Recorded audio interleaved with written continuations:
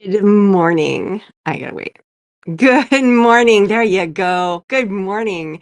And welcome to Coffee with Karma. It's Fun Friday, and I'm Karma Spence. I help entrepreneurs write a lead attracting book in 90 days or less. And for today's Fun Friday, I'm going to prove that you can find inspiration for your book and your book marketing anywhere because I'm going to share with you today 5 things I've learned from watching 1950s sci-fi movies, which I love watching. They're fun. So, tip number 1, get that banner off my face. All right. If you've seen the poster for Forbidden Planet, you will know that it's a very striking visual. I actually have it framed right now. It's in storage, but at some point, I will have it back up on my wall, but it's Robbie the robot holding some blonde woman who's barely dressed, and he's looking menacing, and then in the corner, you've got, uh, um, I've forgotten his name, but he's best known for, like, the Naked Gun movies, but this is, like, a serious role, and he's there with the woman in the film. The woman in the robot's arms isn't even in the film, and then you've got the crew pointing up at the spaceship, and it's just very striking, and a lot of the movie posters from that era were like that. I mean, I've also got The Day the Earth Stood Still, and it's got nothing from the movie except for maybe some military people, but what they were doing was capturing your attention. So what's the lesson here? Striking visuals capture attention. So when you're posting on social media, use a striking visual. When you have your book cover design, make sure that it's striking. I'm not saying put Robbie the robot on your cover. I'm not saying put something on your cover that's not in your book. But what I am saying is do something striking, something bold, something that leaps off the cover or off the social media post and says, look at me, look at me. That's one lesson. Lesson number 2, serial content. Flash Gordon did really well by serializing stories, and there were a lot of serials, I think back in the 30s, and moving into, I believe, what 50s is when the serials kinda started dying off, and then, of course, TV shows, hello, how can you binge watch something if it's not a serial? So, there's a lesson here. You can serialize content in a podcast, in a video series, in a book. Hey, guess what? This month, I released book 1 of a 5-book series of books about the Author's journey.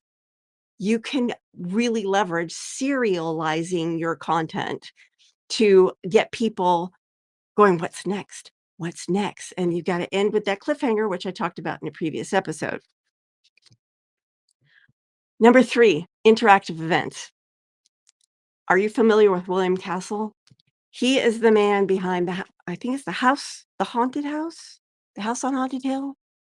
But what I really came to mind was The Tingler, which stars Vincent Price, and basically the premise of it is that, uh, when we are afraid, there's this thing that lives in our spine called the tingler that but it dies when we're not afraid.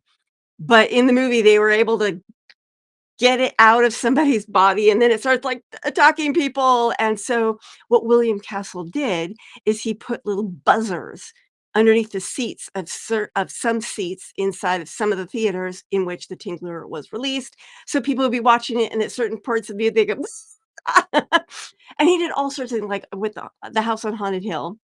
He had, like, a skeleton come out and fly over the audience. He was a master at this sort of interactive, immersive experience in the cinema. Well, you can do something similar at your book launches. You could even do a virtual version through your book. If you can add interactive elements to your marketing, to your books, to your lives, then you can give people a deeper experience of what it is you have to offer and get them to buy your books. More coffee. Tip number 4, Cultivate a dedicated fan base. The Blob developed a cult following. In fact, there's a town, the town where they actually shot the film, where they all run out of the movie theater, that every year holds Blobfest, and it gets bigger and bigger every year. People are dying to one of these days, I'm gonna make it a Blobfest, even though the Blob used to give me terrible nightmares when I was a kid. I just It just really it's a blob. Why is that so terrifying? It just is. I'll just leave it at that, it just is. But if you can develop a following of fans who love you and your content, who binge watch your content, who buy all your books. I mean, some of the most successful authors have almost a cult-like fan base. I mean, J.K. Rowling, love her, hate her, indifferent, doesn't matter. She has a cult following, and Stephen King does as well. I mean, and if you can do that with your content, and honestly, there are nonfiction people. I mean, Seth Godin has a cult following. Gary Vaynerchuk most definitely has a cult following. Tim Robbins, just saying, if you can build that cult following, just like the Blob, then you have a more sustainable business and career. And tip number 5, catchy taglines. And so I looked up some wonderful, wonderful taglines as examples. Here's one. From out of space, a warning and an ultimatum. That's from the day the earth stood still. A titanic beauty spreads a macabre wave of horror, a terrifying masterpiece of shock and chills. That's from Attack of the 50-Foot Woman. A mighty panorama of earth-shaking fury. That's one of many from War of the Worlds. A horror horde of crawl and crush giants clawing out of the earth from mile-deep catacombs. That's from Them. And finally, new horrors. Mad science spawns evil fiends, taking shape from before your horrified eyes. That's from The Fiend Without a Face, and if you haven't seen that, it's worth a watch. It's crazy. It's like it's so bad, it's great. It's so much fun. So what are you learning here? If you have a catchy tagline, I'm not saying go bombastic like a B movie. You don't have to, but if you can get your subhead for your book to be really catchy and pulley, if you could have a tagline that really pulls people in. The tagline that I've used for many, many years in my business is if you don't inspire, you expire.